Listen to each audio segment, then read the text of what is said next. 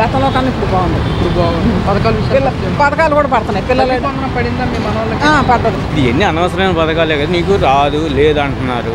ఇప్పుడు ఏది మీకు కరగ ఇప్పుడు విద్యార్థులు అన్నారు చదువుకోవడానికి అందరూ పిల్లల కోసమే కాబట్టి అది మంచిదే. ఉచిత బస్సు అంటే ఇప్పుడు ఎవరికి కావాలి? మరి ఇప్పుడు జగన్మోహన్ రెడ్డి మళ్ళీ మేమే వస్తాము అధికారంలోకి వస్తాము అప్పుడు చూడొచ్చు. ప్రభుత్వం బాగుంది. రేట్లు ఇసుక లేబర్కి పని పుల్లుగా ఉంది. పని బాగానే ఉంది. మాకు కొంచెం నిత్యావసర వస్తువులు రేట్లు తగ్గియాలి. ఎలా గతంలో ఎలా ఉండేది అంటారు? గతంలో కన్నా ఇప్పుడు బాగుంది. ఇప్పుడు బాగుంది. పథకాలు కూడా పడుతున్నాయి పిల్లలు.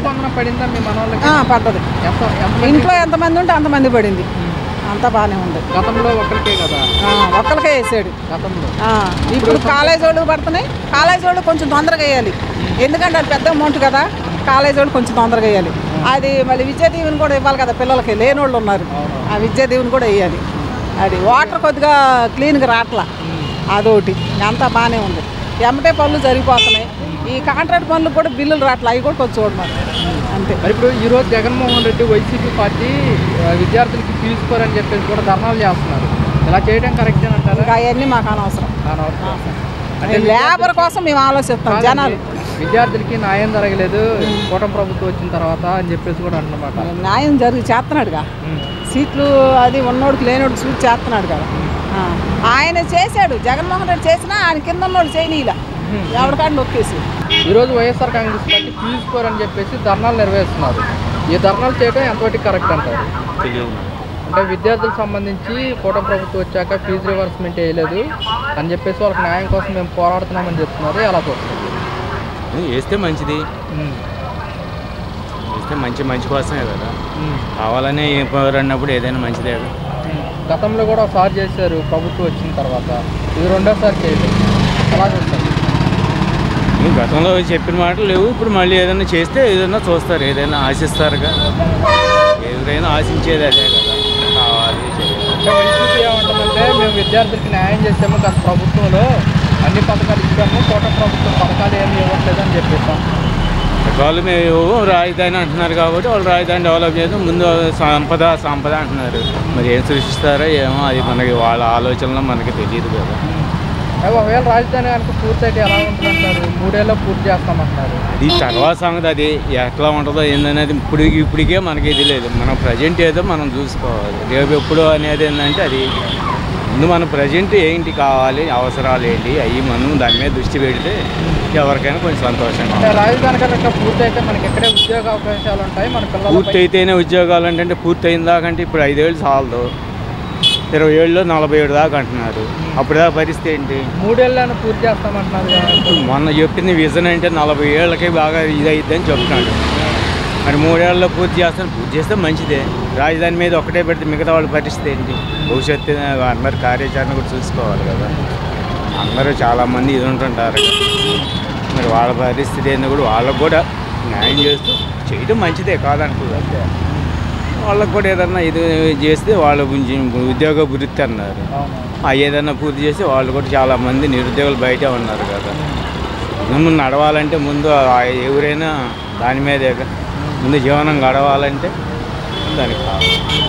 అలా చూసుకుంటే మహిళలకు ఆడబిడ్డ అనేది మళ్ళీ ఆగస్టు 15 నుంచి ఉచిత బస్సు ప్రయాణం. ఇప్పుడు ఎన్ని అనవసరమైన పథకాలే కదా, నీకు రాదు లేదంటున్నారు. ఇప్పుడు ఏది మీకు కరగ ఇప్పుడు విద్యార్థులు అన్నారు చదువుకోవడానికి అందరూ పిల్లల కోసమే కాబట్టి అది మంచిదే. ఉచిత బస్సు అంటే ఇప్పుడు ఎవరికి కావాలి? ఎవరికి ఉపయోగం ఉంది దానికి? 40 ఏళ్ళకి ఇస్తాం, 50 ఏళ్ళకి ఇస్తాం, ఇవన్నీ అది మోసం. ఇది అనవసరమైన పథకం. ఏది అవసరమైన పథకాలు ఉంటే మంచిదే. ఉచిత బస్సు ఎవరు ఎందుకు? ఇప్పుడు ఆర్టీసీలో ఉద్యోగాలు లేవు అని చెప్పి వాళ్ళు రోడ్లు ఎక్కుతున్నారు. వాళ్ళకే డబ్బులు లేనప్పుడు ఉచిత బస్సులు పెట్టి ఇంకా దరిద్రంగా మీరు ఇంక చేసేదాంట్లో న్యాయం ఏంటి?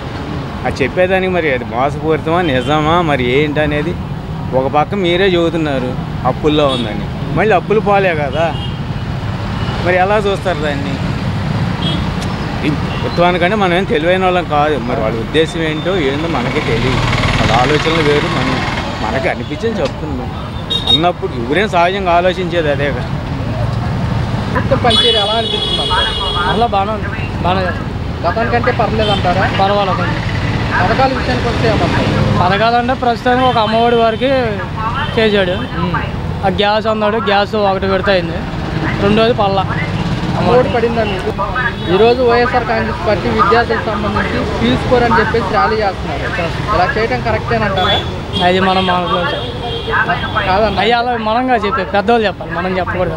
అంటే వాళ్ళకి విద్యార్థులకి ఇంతవరకు అమౌంట్ ఏమి ఇవ్వలేదు ఫీజు. అంటే కొంతమంది పడ్డాయి, కొంతమంది పడలే. ఇప్పటికి కూడా చాలామంది పడలేదంట. ఒక ఇద్దరు ఉన్న వాళ్ళకి ఒకరికి పడుతున్నాయి అంట అమౌంట్. మరి అవి పడే వాళ్ళకి పడుతున్నాయి.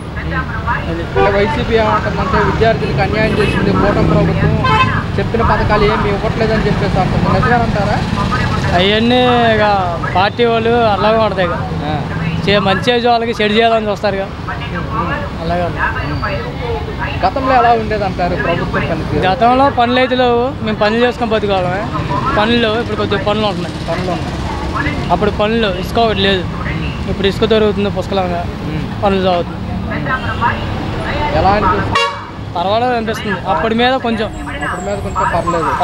ఇలాగే కొనసాగితే పర్లేదు అంటారు. పర్వాలేదు, ఇసుక దొరుకుతుందా బాగా? ఇసుక దొరుకుతుంది, పనులు ఉంటున్నాయి సార్. పనులు ఉంటున్నాయి.